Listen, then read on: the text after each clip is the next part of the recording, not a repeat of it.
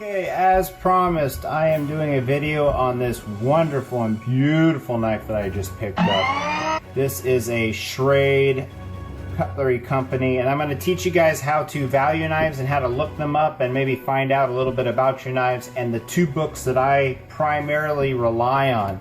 And as you can see right here, we have different types of Whittlers, and they all have a story to tell. But we're going to really go into this one because I just purchased this one and show you guys just how pretty this knife is.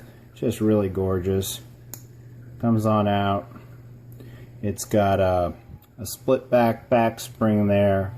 Now this is not really considered a Whittler, and I'm going to teach you why. And the one reason is it has a manicure blade on it.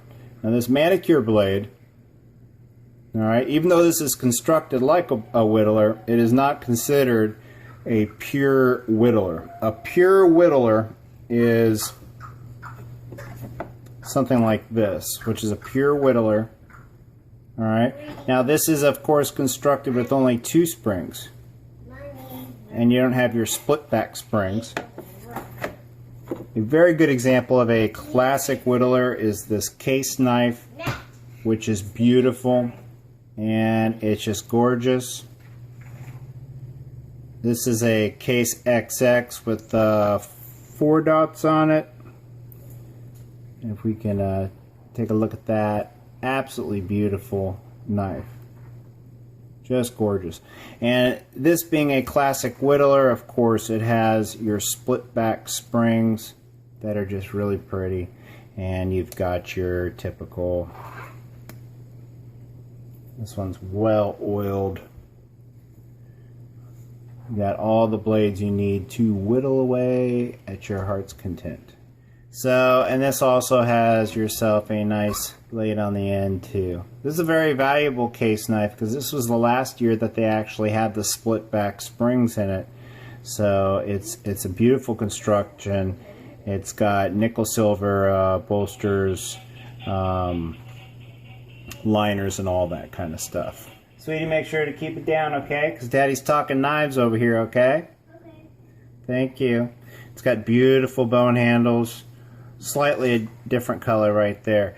But we'll go into this knife right here, and I'm going to teach you guys how to look up a knife and the books that I rely on. I have had some videos on this, and I'm going to show you 2 books that if you get, you're good to go. Now, of course, I have the 4th edition of LEVINS book, but even Blade's book, which is really cheap, that basically mimics his book completely, will give you a good idea too. It just happens the 4th edition has some stuff in it that was taken out, and it just happens to be a very popular book. And prices in these books, it's all relative, meaning that it all, a knife's worth is what people will pay for it, and it's really hard to find mint specimens. And in his book, he always says mint, and I'm going to show you what that means. Now, the first thing you want to do is you're going to look at the tang stamp, and you're going to look up when the knife was actually manufactured. And I've saved a few spots in this book, and this book is one of my favorite. This is Goins' Encyclopedia of Cutlery Markings. And what I like about this book is it has everything in it. You can identify what you got. You can basically look up your tang stamps. Now, if you look right about there, you're looking at, it's a Schrade Cutlery Company, Walden, New York. And then it has something in parentheses that says straight markings. It was manufactured from 1904 to 1946. So this knife could be well over 100 years old. And you could further investigate this by looking at the color of the bone, all kinds of different stuff. This knife also has on it a name, and the name on it is Lane Baskets.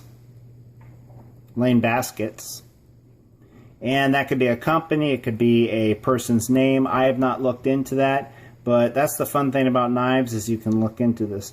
Now, I paid a very nice price for this because it is in very good shape, and not only that, it's constructed very, very well. So even a knife that's in mint condition, you might have a few gaps or something, but in these older knives, it's really something you don't really find. You don't find those gaps and mistakes that are common in the newer knives.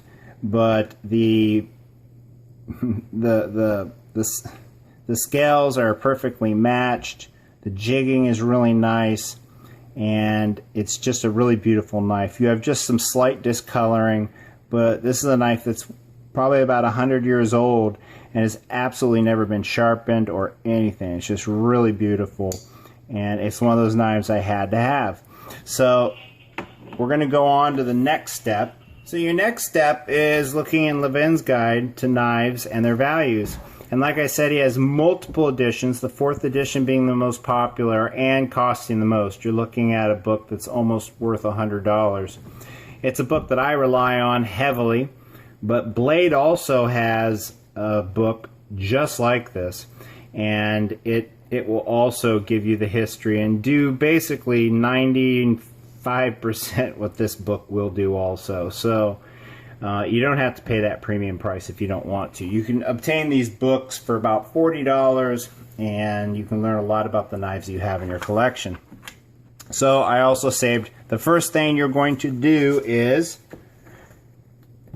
this book also has a Tang stamp markings. And if you look at this right here, basically Schrade Cutlery Company, and you have many things to pick from. You have Schrade Walden, Schrade, IXL, Schrade, George Knife Company, etc., etc. But what's really neat about LEVINS book is that it actually will tell you the value of a particular brand. And over here on your corner, you can kind of see that you basically have medium value, low value, high value, medium, etc., etc. But we can look up this one, which is Schrade Cutlery Company. All right, it'll tell you the trademark or reference. It's sold by Kingston in 1946. It was sold by Kingston in 1946. Its location was in Walden, New York, made in USA. It's a manufacturing company.